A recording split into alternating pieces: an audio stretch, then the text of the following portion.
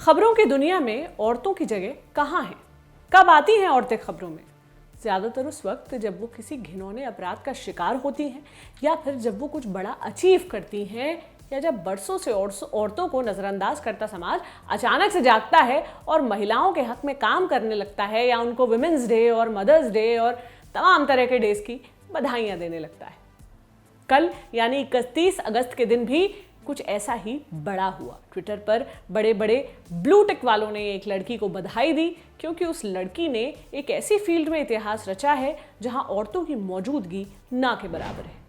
हम बात कर रहे हैं आकांक्षा कुमारी की, और जिस फील्ड में उन्होंने नाम कमाया है वो है कोल माइनिंग की फील्ड।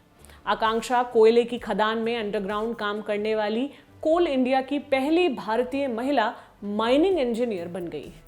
कौन है आकांक्षा, कैसा है उनका अब तक का सफर, क्यों आज तक भारत की महिलाएं कोयला खदानों के अंदर काम नहीं कर सकी, सब जानेंगे आज की बड़ी खबर।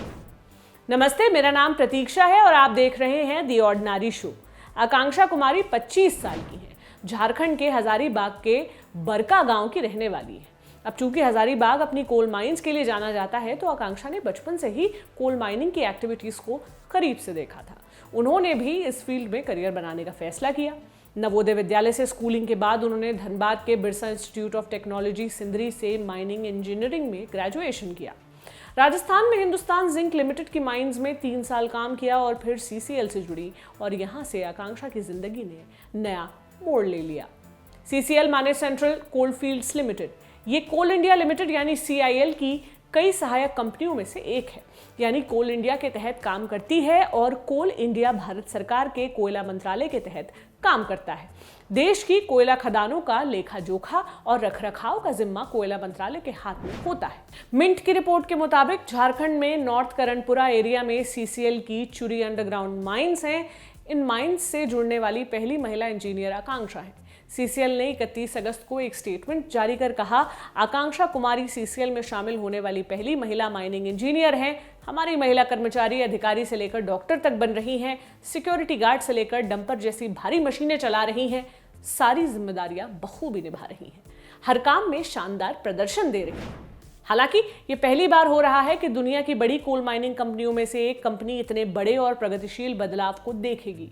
कोल इंडिया लिमिटेड के इतिहास में आकांक्षा पहली महिला माइनिंग इंजीनियर हैं जो अंडरग्राउंड माइंस में काम करेंगी। वो अपने परिवार को क्रेडिट देती हैं, जिन्होंने लगातार उन्हें सपोर्ट किया। कोल इंडिया लिमिटेड में शामिल होना उनके बचपन के सपने का पूरा होना है। आकांक्षा का सफर कैसा रहा, उन्होंने क्यों, कब और कैसे कोल माइनिंग में अपना करियर बनाने का फैसला किया, ये जानना बेहद जरूरी है। इसके जवाब के लिए हमारे साथी नीरज ने बात की आकांक्षा से। सुनिए वो क्या कहती है। मैं बड़का गांव से हूँ और वो एरिया पूरा कोलफील्ड एरिया है। तो जब मैं छोटी थी तो मैं सुनी थी आसपास के खेतों में है, और मेरे दादाजी घर के जलाने के लिए लेने भी लिए जाते थे। मैं उनसे पूछती थी कि ये अपने खेतों में क्यों होता है, क्यों नहीं होता है, अब दूसरों से क्यों लाते हैं। तो वो मतलब जवाब देते थे यूं ही, छोटे थे तो समझाने के लिए कि अपने खेतों में नहीं होता है, वो दूसरे के खेतों में ही होता है। बच्चों को शांत करवाने के लिए जैसे पेरेंट्स जवाब दे देते हैं, उस टाइप का वो जवाब दिया करते थे। फिर जैसे मैं थोड़ी बड़ी हुई, मैं नवोदय गई तो क्यूरियोसिटी और बढ़ता गया, क्योंकि जो मेरी फ्रेंड थी वो रामगढ़ के आसपास की थी। तो वो बताती थी कि उनके घर वाले या आसपास के लोग जाते हैं कोयला लेने के लिए। तो मेरी क्यूरियोसिटी और बढ़ती गई, तो मैं उनसे पूछती थी कि मतलब कैसे कैसे निकालते हैं वो। तो वो मुझे एक्सप्लेन करती थी कि जैसे कि आप मान लो एक रूम है, रूम पूरा सॉलिड है, तब उसको काटते काटते अंदर घुस रहे हो। तो मैं पूछती थी ये काटते काटते घुस तो जाएंगे पर वो गिर तो जाएगा ऊपर से, मतलब स्टेबल तो नहीं रहेगा। मतलब वो खुद ही नहीं जानती थी, हमारे एज की था उतना बताया करती थी। मेरी क्यूरियोसिटी और बढ़ती गई, तो इसलिए फिर मैं सोची कि मैं इसी में आगे बढ़ूंगी, मैं जानूंगी आखिर क्या है कैसे है। चूंकि ये फील्ड ऐसी है जिसमें लड़कियां काफी कम हैं भी तो अंडरग्राउंड काम करने नहीं जाती। ऐसे में जाहिर है आकांक्षा के सामने काफी चुनौतियां आ सकती हैं। इनका सामना करने के लिए वो खुद को कितना तैयार मानती हैं, इसका जवाब भी हमें दिया आकांक्षा ने। मेरा मानना है कि चुनौतियां तो हर फील्ड में है, ऐसा नहीं है कि माइनिंग में है, अगर कोई आईएएस आईपीएस बन रही है उनमें नहीं है, सारी फील्ड में चुनौतियां हैं। पर ये अपनी जो इच्छा शक्ति होती है ना, सिर्फ वही है जो आपको चुनौतियों से ओवरकम करने में हेल्प करती है। और आसपास के लोग जो आपको मोटिवेट करते हैं कि आप जा रहे हो आगे तो आप जाओ। जैसे कि मेरे पापा मतलब एक लाइन हमेशा कहा करते थे कि बेटा डिसीजन आपका है, जो भी चुनौतियां होगा वो भी आपकी होगी, परिणाम जो भी होगा वो भी आपका होगा, लेकिन अगर आप हार गए तो मैं आपके साथ हूँ।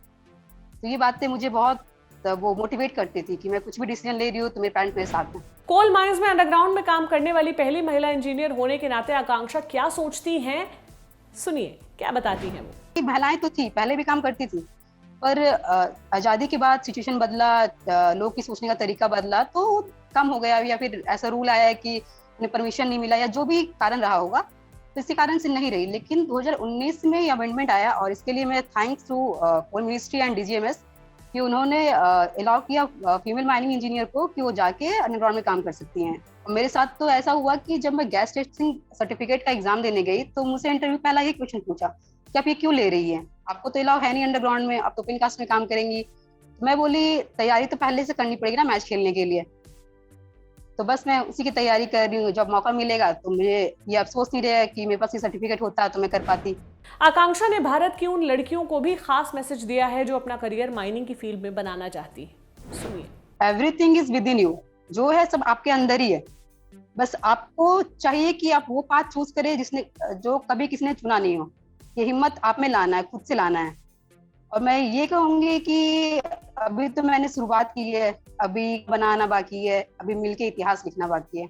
आपको हिम्मत नहीं हारना है। सोसाइटी में बहुत सारे लोग ऐसे हैं जो मिलेंगे कि आप क्यों कर रही हो, आप ही महान हो क्या जो ऐसा करोगे, आपको ही अलग चलना है क्या, तो लोग कहेंगे, पर मुझे उन पे ध्यान नहीं देना है। बहुत सारे लोग ऐसे जो मोटिवेट करेंगे, मुझे भी किया है।